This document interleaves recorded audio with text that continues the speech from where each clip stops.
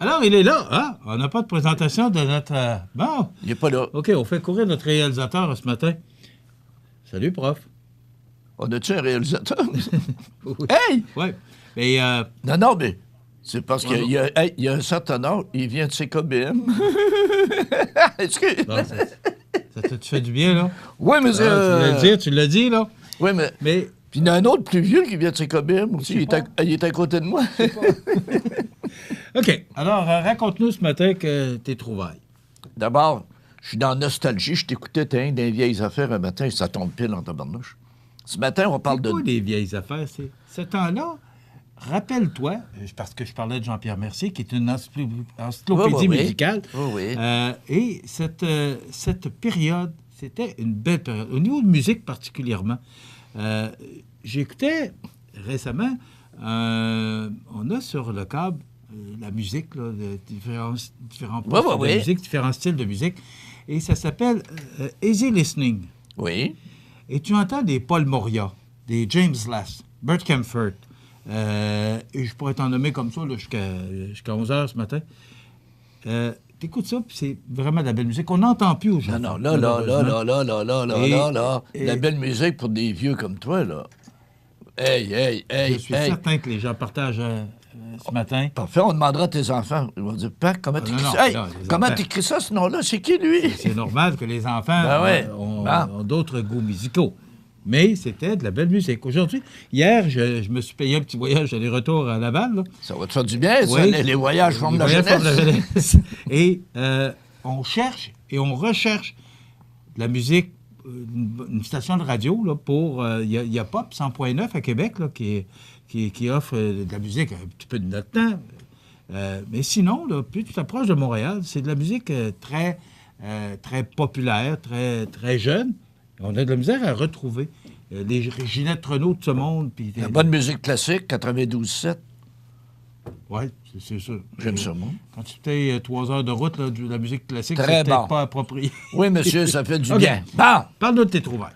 Ben, j'ai fini. Moi, c'est fait. OK. Hey, c'était bon. Merci, j'étais bien content de t'avoir vu. Bon, ce matin, là, on parle de deux choses. On part avec un échec, puis ce que je trouve le fun, le plus gros échec dans le domaine de l'automobile, on parle du modèle Edsel de Ford. 1958... Edsel? Oui.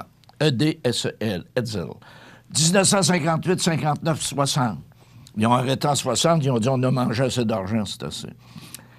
Une voiture extraordinaire, pensée par un ingénieur. Et un ingénieur qui pense à faire un char, on voit ce que ça donne, là.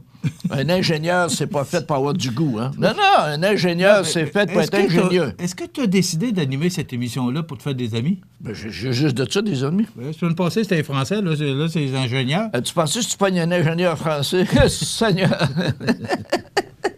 Non, on parlait de Edsel, on l'a vu à l'écran. On l'a-tu vu à l'écran? Oui, on l'a vu à l'écran. C'est ça. Bon, pense-y. As-tu pensé? Juste la grille en avant, comment ça pouvait peser, ça? Oui, puis en plus, t'as pas du plastique dans ce temps-là. Non, c'était du chrome, comme on dit. Et là, le monsieur qui a pensé à ça, c'est un ingénieur, comme je t'ai dit, avec toute son équipe d'ingénieurs, il a dit, je vais faire un char pour moi. Full technologie. Parce que dans ce temps-là, le Ford avait déjà des Lincoln, il y avait des Monarch, il y avait des Mercury, mais il dit, on va faire de quoi de mieux? Un Edsel. Et c'était le summum de la mécanique, supposément, des nouveautés. Tu avais même la transmission automatique à bouton poussoir dans le milieu du volant. Ah oui.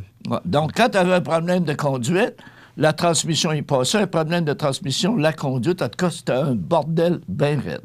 Et... En quelle année, ça? 58, 59, 60.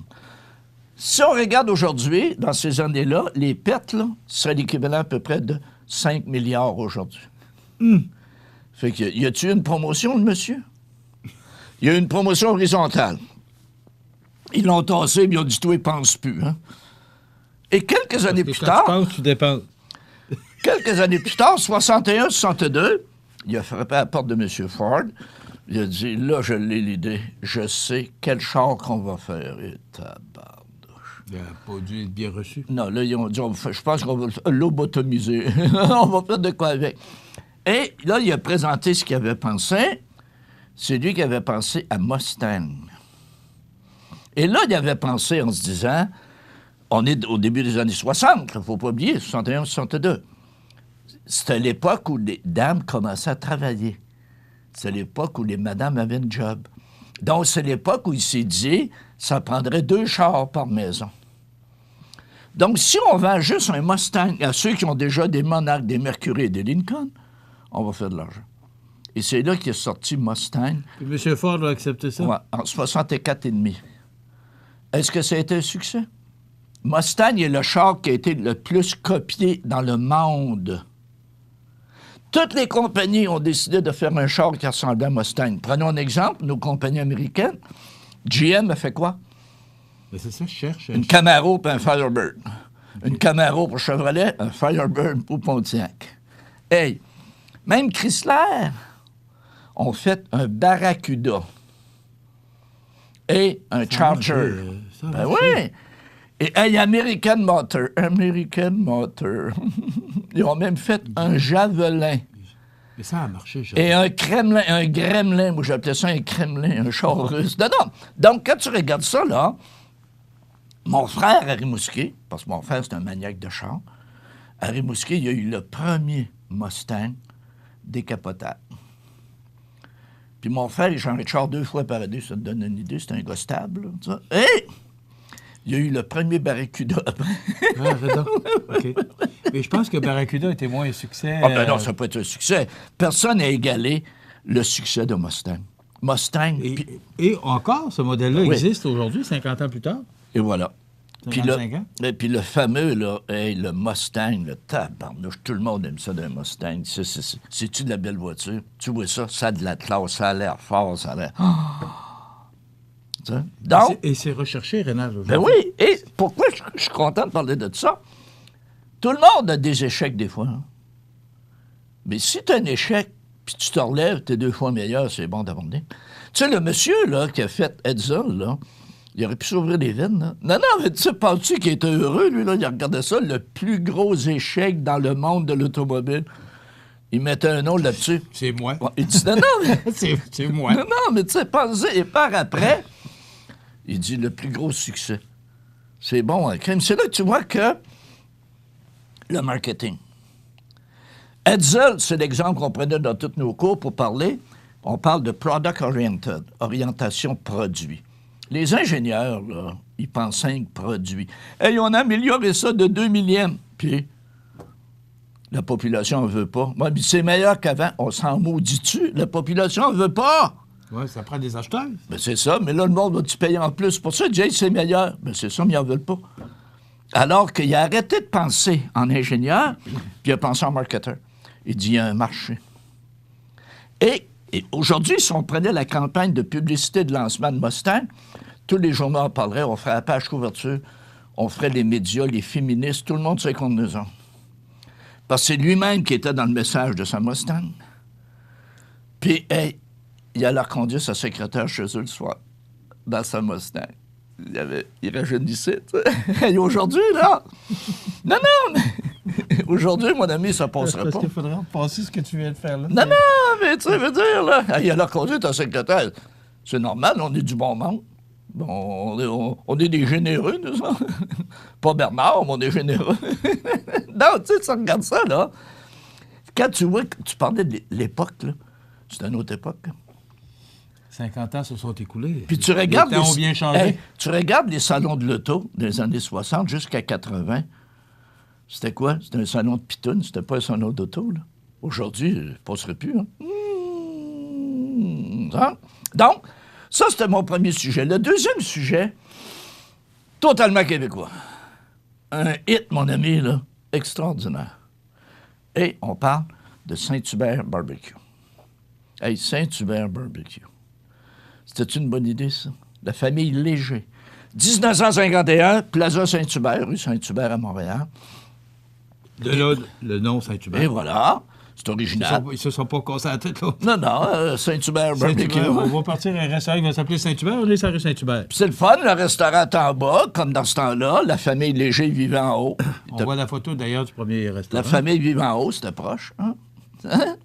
Et ils ont eu de la misère à demander que ça part pas de même, là. Mais tout le monde s'est garoché sur Saint-Hubert, c'était un hit. Mais là, les gens disaient, il y en a juste un. Montréal était plus petit qu'aujourd'hui, mais c'était quand même Montréal. Et là, les gens disaient, ce serait le fun si on avait d'autres Saint-Hubert, si on avait... Et là, la famille Léger dit, on va essayer de garder sur l'eau ouvert. Non. Et c'est là qu'il y a des gens qui ont dit, s'il n'y a pas d'autres restaurants, vous pourrez au moins faire de la livraison. Mais faire de la livraison, là... Est-ce que ça existait, de la livraison, ou c'est eux autres qui ont inventé ça? Selon moi, ils ont inventé ça. T'as vu les belles petites voitures, les coccinelles, puis tout ça, là? Bon. Et là, ils ont dit, c'est bien beau de la livraison, mais si personne ne le sait, là, ça prendrait de la publicité. Mais pour faire de la publicité, ça prend quoi? Pas de l'argent. Et voilà. Et c'est là qu'ils ont dit, on va commencer modestement. Hey, Michel, il y avait tout pour que ça soit un échec, là. Un spot par semaine. Quand on parle de fréquence. Hey! Parce que tu le sais, dis-le, en publicité... C'est la fréquence, le nombre de fois que tu frappes. Ben oui, mais là, la joke, là, on était à Montréal en 51. Là, on voit toutes les voitures de livraison. Moi, je me souviens de cette Voilà. photo-là. Il y avait 3 postes de TV. Il y avait Radio-Canada, français, CBC, Radio-Canada anglais, et il y avait Télémétropole. Télémétropole. Et le samedi soir, mon ami, quelle était l'émission que tout le monde écoutait? La soirée du hockey. Ouais. La soirée du hockey. Et là, la soirée du hockey, mon ami, ils ont dit, après la soirée du hockey, c'est là qu'on va mettre le message. Pourquoi? Parce que tout le monde écoutait la soirée du hockey, tout ce qu'il y avait d'anglais et de français à Montréal, tu pognes les deux. Et la soirée du hockey. Et là, ils ont dit, quand la soirée du hockey va finir, on va faire passer le spot. Et là, il y a des grands savants du marketing. Ils ont dit, on va prendre la théorie du conditionnement de Pavlov. Ça te dit quoi? Pavlov. Ça te dit quoi, ça, la théorie du conditionnement de Pavlov? Qui est Pavlov? Pavlov, c'est un gars qui a fait des recherches, un psychologue. Il a fait des recherches. Et il a parti avec Il a fait des recherches sur quoi? Sur la motivation. Okay. Et il a fait des expériences avec son chien. Et ça s'appelle le chien de Pavlov. Tu feras Google, le chien de Pavlov, tu vas tout avoir ça. Et c'était une théorie, le conditionnement. Il y a 2 mots magiques. Il faut que ça soit toujours la même séquence. Il faut qu'il y ait de la contiguïté. La contiguïté, tu ne peux pas sonner à la cloche aujourd'hui, amener le plat après-demain. Il faut que ça suive vite. Donc, lui, l'expérience qu'il faisait, il sonnait une cloche. Pavlov. Oui, il regardait son chien.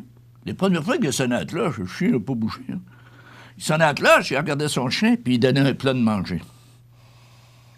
Il sonnait à la cloche, il regardait le chien, il donnait un plat de manger. Hein? Tu vas voir que, tout à coup, tu sonnais à la cloche, le plat n'était même pas là, puis le chien salivait. Il savait que le plat allait arriver. Hein? Non! Je sais pas si tu te rappelles que tu fais de la télévision. Puis, le monde va comprendre. Bon, là, mon ami, là, Ça va. on sonne la cloche, le chien, le plat arrive. Non, c'est moins pire que c'est la Bah, première t'as-tu fois, peur? c'est meilleur. Oui. C'est quoi tu penses qu'ils ont fait, Saint-Hubert? La soirée du hockey se terminait, la sirène. Et là, tu avais le monsieur Robert de SO Imperial High qui arrivait à l'écran. Il disait au nom des concessionnaires SO Imperial High, nous vous souhaitons une bonne semaine. Et là, mon ami, l'identification de Radio-Canada arrivait. Et là, le message de Saint-Hubert arrivait. Dring, dring, dring, que désirez-vous? T'as-tu peur? Voilà. On l'a vu, c'est long.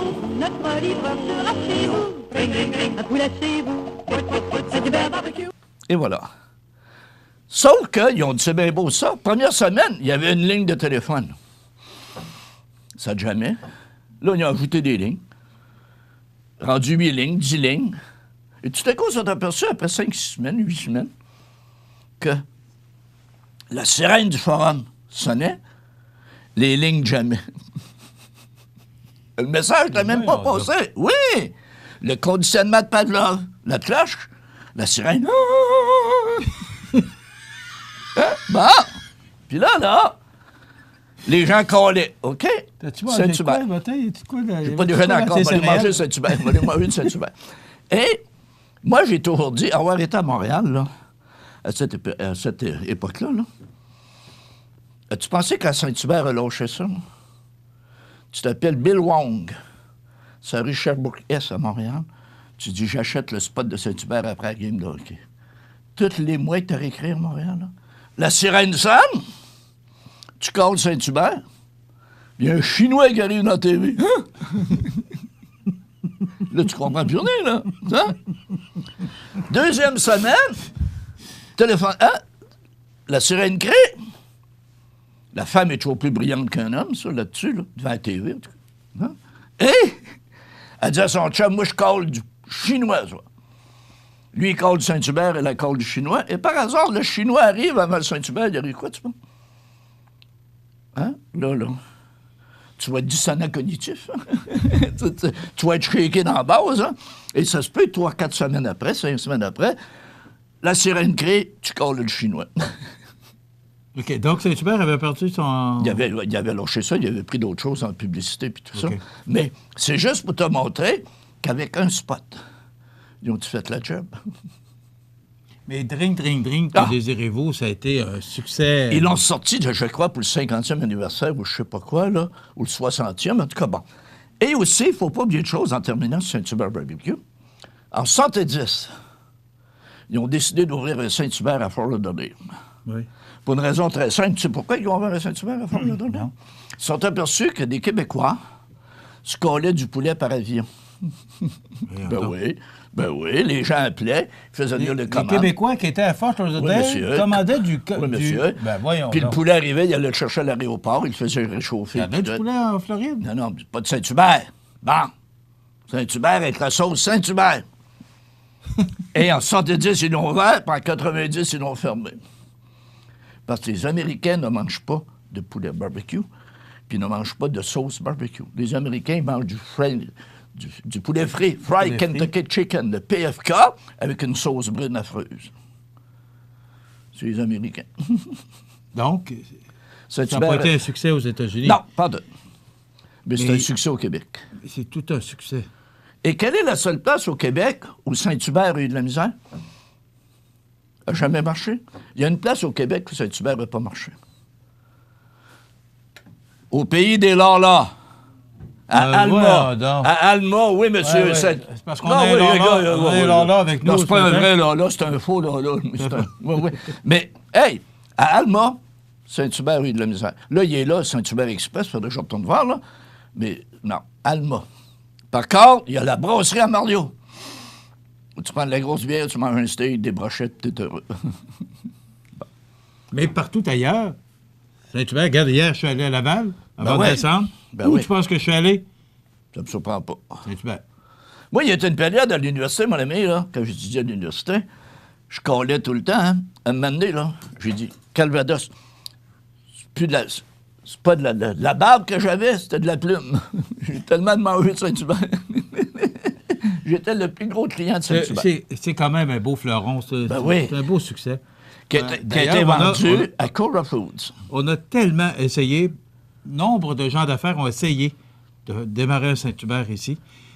Et là, maintenant, le plaisir d'avoir... Martin fait une bonne job. Oui. Martin Pagé, le Saint-Hubert Express, qui fonctionne bien et est très heureux avec la livraison. Oui. Effectivement. Pas. Que désirez-vous? Jean, on va terminer avec ça? Non, c'est drink, que désirez-vous? Oui. Merci, prof. C'était très bon, très drôle surtout, très animé. Alors, je vais aller manger ma poitrine. On se voit la semaine prochaine? Pas sûr. Voilà, les trouvailles du prof. Jean, on termine avec cette identification très populaire de Saint-Hubert. Saint-Hubert Barbecue, en moi j'ai l'offre des travaux. Notre livreur sera chez vous.